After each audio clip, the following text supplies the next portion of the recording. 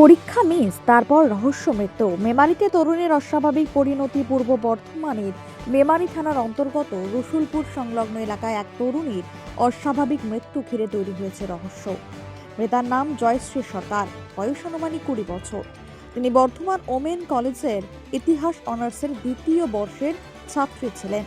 শুক্রবার ছিল তার পরীক্ষা।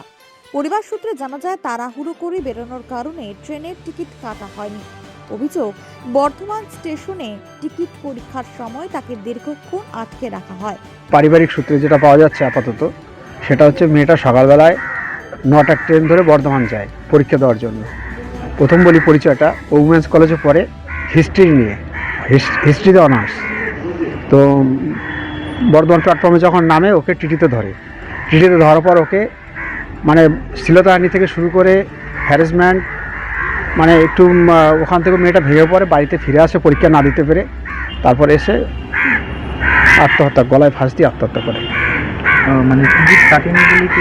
এখন মনে হয় টিকিট হয়তো তাড়াহুড়ো করে টিকিটটা কাটতে পারেনি। কোন কলেজে পড়তো? উমেন্স কলেজে পড়তো। কোথায় পড়েছিল?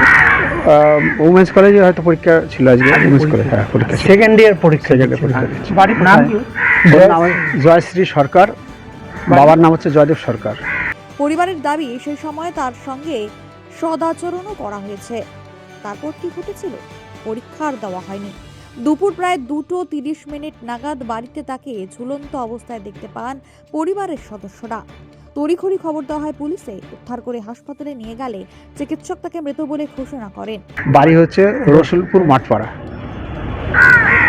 আগে আপনাদের কি অভিযোগ, কি চাইছেন? আমাদের অভিযোগ, টিটি ওকে বারবার হাতে পায়ে ধরেছে। ওর মামা রেলে সার্ভিস করেন, তাকে দিয়ে ফোন করিয়েছে, কোনোভাবে মেয়েটাকে ছাড়েনি। এবং আজকে তার শেষ পরিণতি, হয়তো মেয়েটা বাচ্চা মেয়ে, সেটা নিতে পারেনি, সেই শখটাও নিতে পারেনি। বাড়িতে এসে ওর মা বিএলও, বর্তমান SIR কাজ করছে, তার জন্য ভিডিও অফিসে ছিল।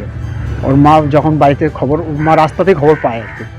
হ্যাঁ, কত সময় জানতে পারলেন? ওর বাবা 2:30 নাগাদ দেখতে পেয়েছে ঘরে গিয়ে যে ওই অবস্থা। পরীক্ষা দিতে পারেন না, পরীক্ষা দিতে পারেনি। পরীক্ষা না দিতে পারে ফিরে এসে, 2টো ট্রেনে ফিরে এসছে। হ্যাঁ, ফিরে এসেই এইটা ঘটনাটা ঘটিয়েছে।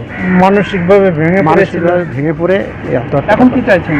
আমরা চাইছি যে টিটি, যার জন্য আজকে এই ঘটনা ঘটলো, এত কিছু জানার পর, সব কিছু জেনে শুনেও আজকে যেভাবে ওকে আটকে রাখলো এবং পরীক্ষা দিতে দিল না, আর যার জন্য এত বড় চরম পরিণতি ঘটনা ঘটলো, তার তো আমরা উপযুক্ত শাস্তি অবশ্যই চাই। মানে গলায় দড়ি? হ্যাঁ, গলায় দড়ি দিয়েছি। পরিবারের পক্ষ থেকে লিখিত অভিযোগ দায়েরের প্রস্তুতি চলছে। একটি পরীক্ষা মিস করা, নাকি তার আড়ালে আরো বড় কোনো চাপ, অপমান বা অজানা ঘটনা? মেমারির এই মৃত্যু ঘিরে এখন ঘনাচ্ছে রহস্য।